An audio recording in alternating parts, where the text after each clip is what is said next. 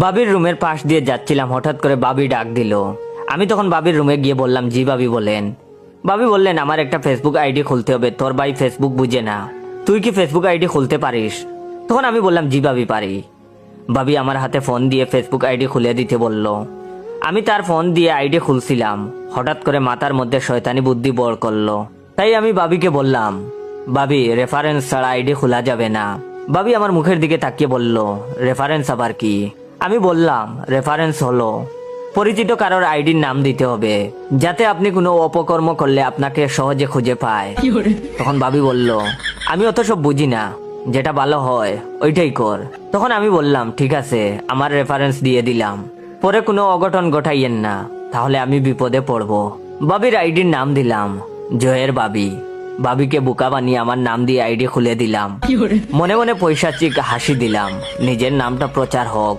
মনে মনে সেলিব্রিটি ভাব লাগছিল। আমি ছাড়া বাড়িতে মোবাইল সম্পর্কে তেমন বুঝতো না কেউ। একদিন বাবা বলল ফেসবুক আইডি খুলে দিতে। বাবাকেও বাবির মতো বুঝ দিয়ে বোকা বানিয়ে আইডি খুলে দিলাম। বাবার আইডির নাম দিলাম জয়ের বাবা। বাবা তখন ফেসবুকে আমার ফানি ফানি ভিডিও দেখে আর খিলখিল করে হাসে। বাবার হাসিতে মা প্রচন্ড বিরক্ত।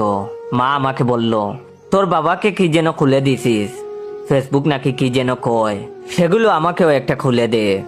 মাকেও আমার নাম দিয়ে আইডি খুলে দিলাম। মায়ের আইডির নাম দিলাম জয়ের মা। বাবার মতো মাও এখন ফেসবুকে ফানি ফানি ভিডিও দেখে আর হাসে। বাড়ির সবার আইডি আমার নাম দিয়ে খোলা। বেশ কিছুদিন কেটে গেল, বন্ধুদের সাথে আড্ডা দিচ্ছিলাম। হঠাৎ করে বাবা ফোন করে বাড়িতে আসতে বলল। বাড়িতে গিয়েই দেখি বাড়ির সবাই নীরব হয়ে থম ধরে আছে, কেউ কোনো কথা বলছে না। মা আমাকে দেখে মুখ ঘুরিয়ে নিল, বিষয়টা কি বুঝতে পারছি না।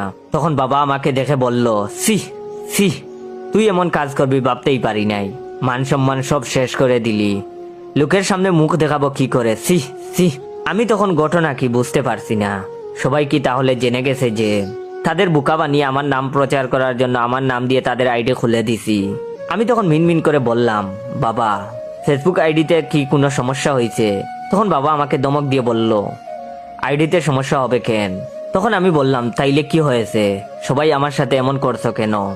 তখন বাবা বললেন, তুই জানোস না তুই কি করছস? সি সি। তখন আমি কিছুই বুঝতেছি না।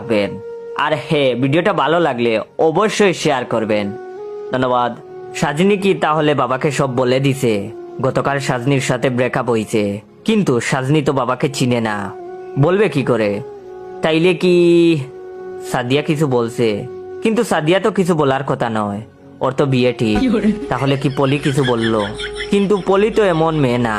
সুমাইয়াকে সন্দেহ হয়, কিন্তু সুমাইয়ার সাথে তো সেই কবে ব্রেকআপ হয়েছে। মাথাটা গরম হয়ে গেল ভাবতে ভাবতে।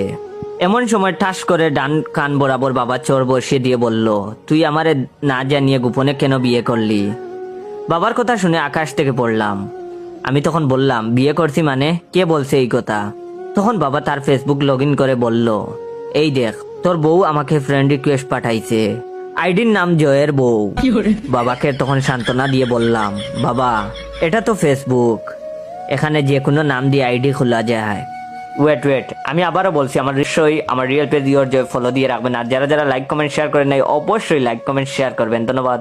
বাবা তখন আমার বাম কান বরাবর আরেকটা চোর বসিয়ে বলল, তোর রেফারেন্স ছাড়া তোর নাম দিয়ে জয়ের বউ আইডি খুললো কি করে? তুই কি আমারে বুকা পাইছো? উল্টা পাল্টা বং সং বুঝাস। এরপর মাকে অনেকক্ষণ মুখ নাড়তে দেখলাম, কিন্তু কোনো সাউন্ড শুনলাম না। দুই কানে চোর খাওয়ার পর কিছুই শুনতে পাই না, শুধু দেখ